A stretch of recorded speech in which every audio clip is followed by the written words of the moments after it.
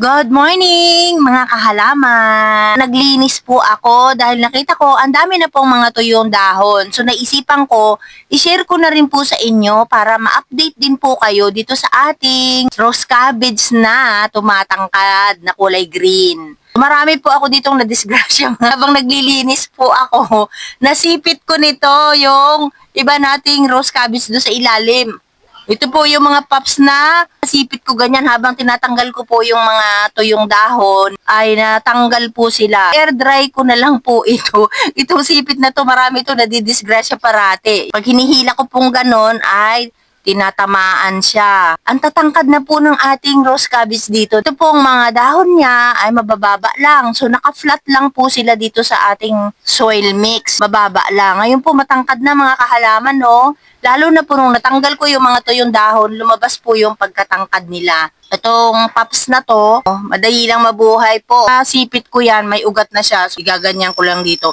Ito pong tinanim ko dito, ang nakapaikot po nito ay itong rose cabbage natin na regular. Tapos, itong green na to, dyan ko lang yan tinanim sa gitna, nag-iisa. Nanganak siya ng marami, nakahiga po yung mga katawan niya, tapos nagkaroon siya ng mga pups uli na marami.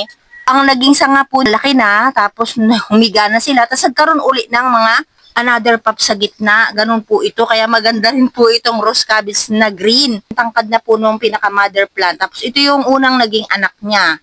Yung apat na yan. Tapos itong apat na to, yan po yung humiga. Tapos nagkaroon na rin po ng mga pops yung mga katawan po nitong mga humiga na ito. Tingnan po ninyo sa gitna. Ayan o, ang lalaki na. Mauunang lumaki itong isang ito. O. Makikita nyo po dito, ito yung mga regular na rose cabbage, ito sa gilid.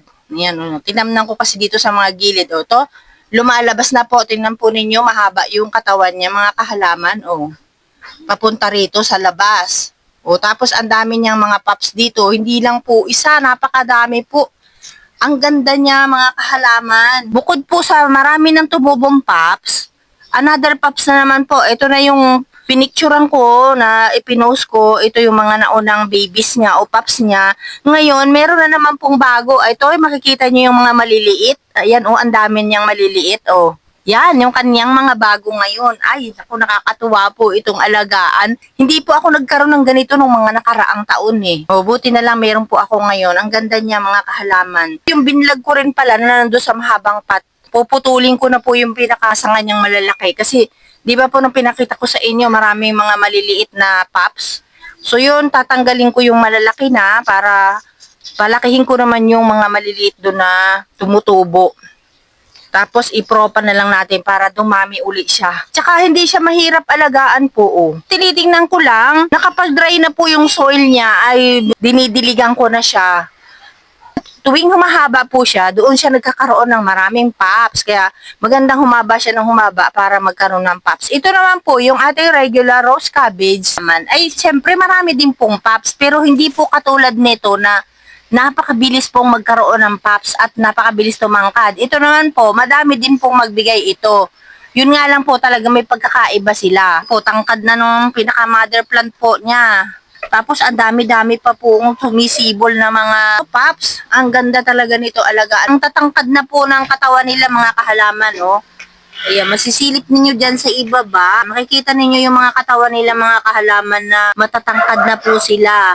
At patuloy pa rin po nagbibigay ng mga pups itong ating mga rose cabbage na green. Kitang-kita po ninyo kung alin yung pinaka-mother plant dahil sa yung pinakamalaki. Ito po yung anak o yung pups niya na lumalaki na rin, nagiging mother plant na rin kasi ang dami rin po niyang anak dyan mga kahalaman. No? Ang dami rin niyang pups dyan sa ilalim. Tatangkad na rin po nung mga pups niya dyan, oh. Nung kinunan natin ng picture yan, is pa ganyan. Tapos maliliit pa yung mga babies niya o mga pups niya. Ngayon po, ang lalaki na. Lilinis talaga ako ng aking mga succulent. Ayun po, nilinisan ko siya kahapon. Masisilip niyo yung soil niya. Tinanggal ko yung mga dry leaves niya. Kaya unti-unti na pong nag-firm yung kanyang mga dahon nung nilipat ko. Umaangat na siya yung nabubuo na. Masisilip ninyo po sa ilalim na ang dami niyang mga pups. Alam niyo sa tingin ko to, Para siyang kangkong na napakabilis pong dumami. Di ba po yung kangkong? Pag pinuputulan natin, ang bilis-bilis dumami. Ito parang gano'n, napakadami niyang mga pups. Oo, ganda. Katulad niya mga maliliit na hindi natin pwedeng tanggalin yan dahil ang payat pa. Tapos ang liit. So, pag natanggal yan at ating ipinropa kaagad, baka mamatay pa. So, dalawahan yan. Kaya kailangan yung malalaki na ang tanggalin natin, katulad niyan. Kaya diyan ka lang. Masipag itong magkaroon ng pups, katulad niya, no? Nakahiga na siya, pero ayan yung mga pups niya, mga kahalaman. Humiga siya at nagbigay siya ng maraming pups dyan sa katawan niya. So, sige lang. Gusto ko lang humaba sila ng humaba para bigay ng maraming pups. Kaya yan po yung aking update sa inyo, mga kahalaman. Sa paglilinis ko nito, mas na-discover ko na naman na marami na naman palang magiging pups siya. Ayan po mga kahalaman yung ating update dito sa ating rose cabbage green na matatangkad na at nag-triple na po ang kanyang mga pups na ibinibigay sa atin, mga kahalaman.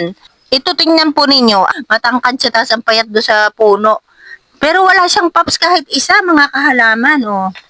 Ibang-iba talaga doon sa ating rose cabbage na green na super dami namang mga anak. O, tingnan po ninyo mga kahalaman, ito lang yung itinanim ko pero tingnan po ninyo yung ibinigay sa akin. Ayan, nakapaikot. Yan yung naging unang pups niya, yung apat na yan. Tapos yung nasa gitna, yan na po yung kanyang pangalawang pups. At may pangatlo pa na yung napakaliliit. Ayan.